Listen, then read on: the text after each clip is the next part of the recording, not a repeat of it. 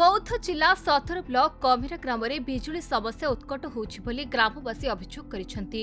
टिके पवन की घड़घड़ी हेले बिजुली कटि जाउछि एवं विगत 4-5 दिन हेला दिनकु मात्र 3-4 घंटा बिजुली आसुथिबा कमिरा ग्रामवासी क्षोभ प्रकाश करिसेंती। ज्येष्ठ मासरे प्रचंड खरा खुळुखुळी रे कलबल होई जीवन कटुथिबा सेमाने आम जिला प्रतिनिधिक सम्मुखरे प्रकाश करिसेंती। साधारण लोकंक कथा तो दूरर कथा छात्र छात्री माने पाठ पढ़ा वृद्ध वृद्धा तथा रोगी मानक पाई दिन काटिबा अत्यंत काठिकर पाठ हेउथिबा ग्रामवासी माने अभियोग करिसेंती।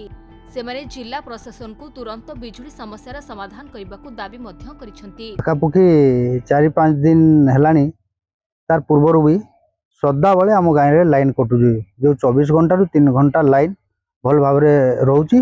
बाकी टाइम रे सदा बेले घंटा को 25 थर खंडे लाइन पड़ोची जहाँफल पिला मानकर पाठ पढ़ा असुविधा रोचे। आ खरा दिन समस्ते ग्रामवासी भारी असुविधा होउचंदी।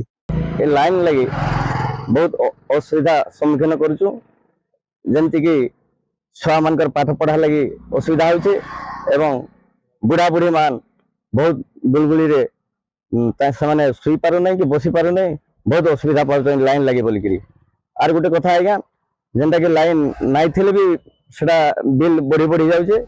बौद्धर जयानंद मिश्र रिपोर्ट खबर ओडिशा।